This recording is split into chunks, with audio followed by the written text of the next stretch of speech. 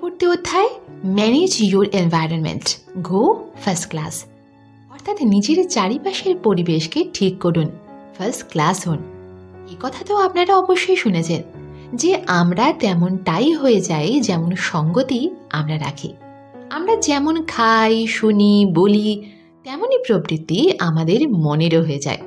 আপনার থাকার জায়গা, আপনার বন্ধু বান্ধব, আপনি যা চিন্তা ভাবনা করেন, আপনি যা পড়েন, এই সব কিছু আপনার মনের ভোজনের স্বরূপ কাজ করে আর আপনার থিঙ্কিং প্রসেসকে প্রভাবিত করতে ইম্পর্ট্যান্ট রোল প্লে করে। গল্পগুজব করে এমন মানুষের সাথে দীর্ঘ সময়ের জন্য থাকলে আপনার গল্প করার সম্ভাবনা অধিক হবে।